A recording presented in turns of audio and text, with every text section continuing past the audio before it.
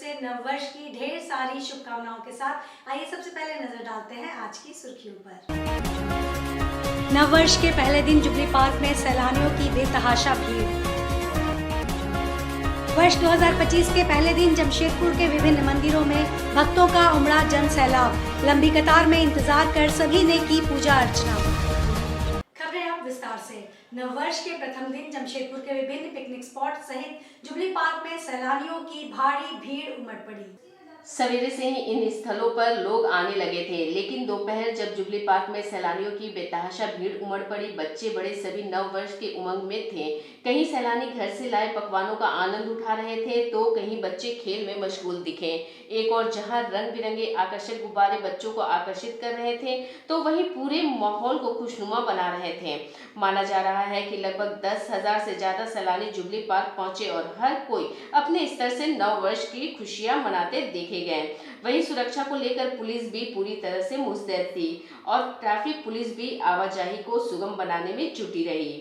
वर्ष 2025 के प्रथम दिन जमशेदपुर के विभिन्न क्षेत्रों के प्रतिष्ठित मंदिरों में पूजन को लेकर भक्तों की भीड़ उमड़ पड़ी। वहीं कब्रिस्तान में ईसाई धर्मावलंबियों ने अपने पूर्वजों को याद किया। इसी क्रम में पाड्डी काली मंदिर, तीन प्लेट काली मंदिर, तेलुगु भुवनेश्वरी मंदिर, पुराना कोट स्थित कचहरी बाबा मंदिर में भारी भीड़ रही। इन सभी मंदिरों में सवेरे से ही भक्तगण आने लगे। पाड्डी काली मंदिर में लंबी कतार में खड़े होकर पूजन के लिए अपनी बारी का इंतजार करते देखे गए। वहीं तीन प्लेट काली मंदिर में भी भीड़ देखने को मिली, जहां भक्तों ने बारी बारी से मां काली और भोलेनाथ की शिवलिंग पर जल चढ़ाए। इधर टेलको स्थित भुवनेश्वरी मंदिर और साक्षी स्थित कचहरी बाबा मंदिर में भी भक्तों की भीड़ उमड़ी, जहां सभी ने भगवान की पूजा अर्चना कर परिवार की खुशहाली की कामना की। भक्तों का कहना था कि साल के प्रथम दिन भगवान की आराधना करने से साल भर परिवार में खुशहाली बनी रहती है। इसी कामना के साथ पूजा अर्चना की गई। वहीं विष्णुपुर स्थित बेल्डी चर्च स्थित कब्रिस्तान में ईसाई समाज के लोग अपने पूर्वजों की कब्र में फूल और मोमबत्ती जलाकर उन्हें याद किए और परिवार सुखी संपन्न रहे इसे लेकर प्रार्थना की। आजाद भारत के सबसे भीषण गोलीकांड खरसावां गोलीकांड के शहीदों को श्रद्धांजलि देने बुधवार को पूर्व मुख्यमंत्री सह पूर्व केंद्रीय मंत्री अर्जुन मुंडा शहीद वेदी पहुंचे और गोलीकांड में मारे गए शहीदों को अपनी श्रद्धांजलि दी। मीडिया से बातचीत के क्रम में पूर्व मुख्यमंत्री ने कहा कि साल की शुरुआत शहीदों को श्रद्धांजलि देकर करने से प्रेरणा मिलती है। उन्होंने कहा कि उनके कार्यकाल में इस स्थल का जीर्णोद्धार कराकर सुंदरीकरण कराया गया, जो आज एक प्रेरक स्थल के रूप में विकसित हो चुका है। यह देखकर काफ़ी अच्छा लग रहा है। हर साल 1 जनवरी को यहाँ हजारों लोग पहुँचते हैं और अपने पूर्वजों को श्रद्धांजलि अर्पित कर नए साल की शुरुआत करते हैं। बता दें कि उक्त स्थल पर हाट लगता था, जिससे शहीद स्थल की गरिमा धूमिल हो चुकी थी। विधायक और मुख्यमंत्री बनने के बाद अर्जुन मुंडा ने इस स्थल का सुंदरीकरण कराया, जो काफ़ी चुनौतियों भरा था। वहीं पूर्व मुख्यमंत्री ने प्रशासन को आड़े हाथ लेते हुए कहा कि देश में 7 दिनों का राजकीय शोक घोषित होने के बाद भी जगह जगह विभिन्न राजनीतिक दलों के बैनर पोस्टर लगे हैं। यह कहीं ना कहीं प्रशासनिक विफलता को दर्शाता है कि उन राजनीतिक दलों को पूर्व मुख्यमंत्री स्वर्गीय डॉक्टर मनमोहन सिंह के प्रति संवेदना नहीं है। पूर्व मुख्यमंत्री ने कहा, धरती आबा भगवान बिरसा मुंडा के 150वें जयंती के मौके पर भारत सरकार देश भर के शहीदों को चिन्हित कर उन्हें सम्मान देने की तैयारी कर रही है। उन्होंने राज्य सरकार से इसमें सहयोग करने की अपील की है। पर लंबे कालखंड में इस स्थान की महत्ता को विभिन्न सरकारों ने नजरअंदाज किया। कांग्रेस कालीन समय में गोलीकांड की घटना घटी और लंबे अरसे तक इस स्थान को उसी तरीके से हाट बाजार जिस तरीके से चलती थी, उसी हाट बाजार के अनुसार इस स्थान को और इस स्थान की जो गरिमा है उसको ठेस पहुंचती रही। मुझे इस बात की प्रसन्नता है कि जब हमने जनप्रतिनिधित्व के रूप में इस स्थान का खरसवां का दायित्व जनता ने दिया और उसके बाद इस स्थान की गरिमा को बनाए रखने के लिए भरपूर प्रयत्न करते हुए आज इस बात की खुशी है कि यहाँ आज हजारों की तादाद में लोग श्रद्धांजलि अर्पित करने के लिए आते हैं। टाटा स्टील प्रतिवर्ष 10,000 करोड़ स्टील में निवेश कर रहा है। स्टील उद्योग ग्लोबल है। भारत में प्रतिवर्ष 40 से 50,000 करोड़ निवेश स्टील उद्योग में हो रहा है। स्टील का ग्रोथ 8% अभी है। यह बातें आज जमशेदपुर सेंटर फॉर एक्सीलेंस में नववर्ष के अवसर पर आयोजित केक कटिंग समारोह में टाटा स्टील के प्रबंध निदेशक टीवी नरेंद्रन ने कही। उन्होंने कहा कि चीन की स्थिति स्टील इंडस्ट्री में काफ़ी खराब है, लेकिन उससे प्रतियोगिता इसलिए नहीं की जा सकती है कि वह घाटे में भी अपना स्टील लगातार बेच रहा है, जो हम लोग नहीं कर सकते हैं। उन्होंने एक प्रश्न के जवाब में कहा कि केंद्र एवं राज्य सरकार का पूरा सहयोग मिल रहा है। अगर इस समय में जो स्टील का दाम इतना नीचे आया है तो हम लोग थोड़ा बहुत दाम इसमें बढ़ा सकते हैं। ज़्यादा बढ़ने पर आधारभूत संरचना में लगने वाले स्टील के कारण सभी कुछ का दाम बढ़ जाएगा। उन्होंने कहा कि जमशेदपुर वासियों के हित के लिए टाटा स्टील लगातार कई कदम उठा रही है। उन्होंने कहा कि आज पूरे विश्व में स्टील उद्योग में ही सबसे अधिक निवेश हो रहा है। इस अवसर पर टाटा स्टील UISL के प्रबंध निदेशक ऋतुराज सिन्हा, टाटा स्टील के वाइस प्रेसिडेंट चाणक्य चौधरी सहित शहर के जितने भी गणमान्य हैं सभी लोग उपस्थित थे।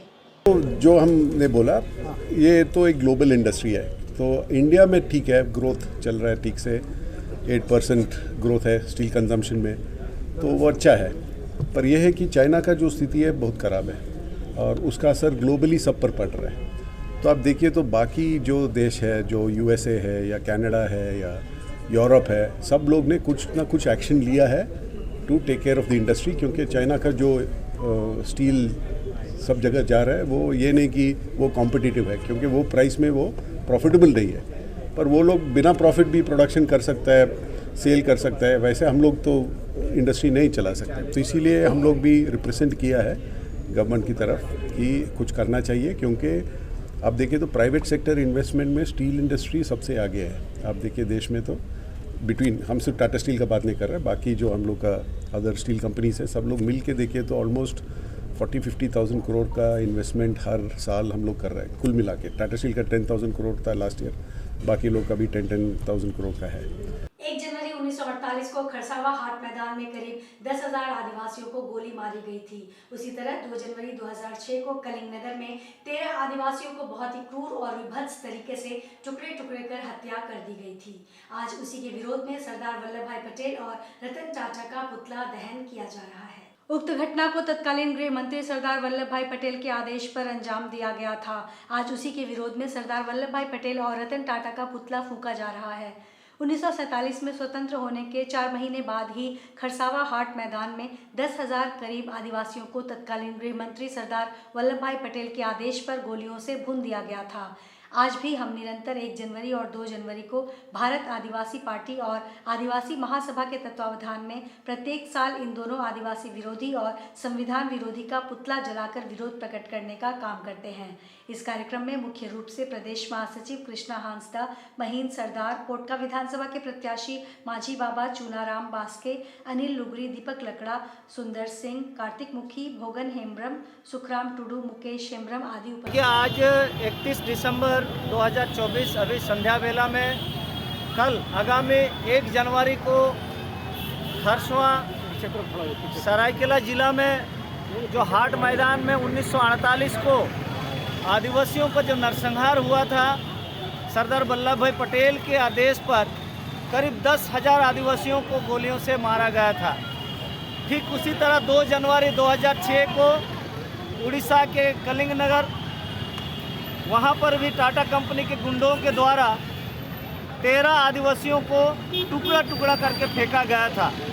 तो आज ये 1 और 2 तारीख को हम आदिवासी महासभा और भारत आदिवासी पार्टी के तत्वावधान में हर एक साल जो हम लोग 31 दिसंबर को इन दोनों को हम लोग विरोध स्वरूप पुतला जलाते हैं और काले दिवस के रूप में हम लोग इसको मनाते हैं। झारखंड सांस्कृतिक कला रंगमंच के द्वारा 3 दिवसीय विशाल टुसु मेला एवं सांस्कृतिक कार्यक्रम का आयोजन किया जा रहा है।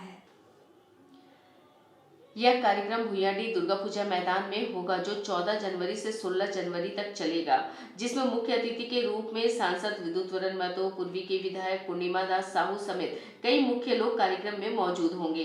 कई सम्मानित लोगों को मंच पर सम्मान भी किया जाएगा। पूर्व मंत्री दुल्लाल भुइया ने कहा कि विशाल टुसु मेला का आयोजन किया जाएगा, जो ऐतिहासिक होगा, जिसमें कई प्रकार के इनाम भी रखा गया है। देखिए, झारखंड संस्कृति कला रंग मंच 45वां वर्षगांठ होने जा रहा है और 45वां वर्षगांठ के दरमियान बहुत सारा इस बार 2025 का मकर संक्रांति के शुभ अवसर पर बहुत सारे पुरस्कार सुदूर ग्रामीण क्षेत्र से लेकर के शहरी क्षेत्र तक जो यहाँ के आदिवासी, मूलवासी, दलित, पिछड़ा वर्ग को जो ये प्राचीन काल का ये संस्कृति पर्व है।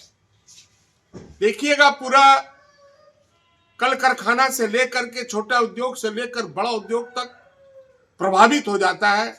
होटल से लेकर के छोटा व्यवसायी से लेकर सारा देखिएगा, एकदम साल भर का इंतजार रहता है, चला जाता है सारा मजदूर। और गांव गांव में आज इस गांव में मेला, आज उस गांव में मेला, आज इस गांव में मेला, कितना आनंद और फुर्ती लेता मजदूर जो है ना, मेहनत करता है, धूप, पानी, बरसात, ठंडा, वो चीज को आदर्श पूर्वक 1 महीना तक हर स्टेट से ज्यादा झारखंड में 1 महीना तक ये पर्व मनाया जाता है। आज के इस बुलेटिन में बस इतना ही। हम फिर हाजिर होंगे कुछ और नई खबरों के साथ। तब तक के लिए SCCN न्यूज की पूरी टीम की ओर से मुझे दीजिए इजाजत। नमस्कार।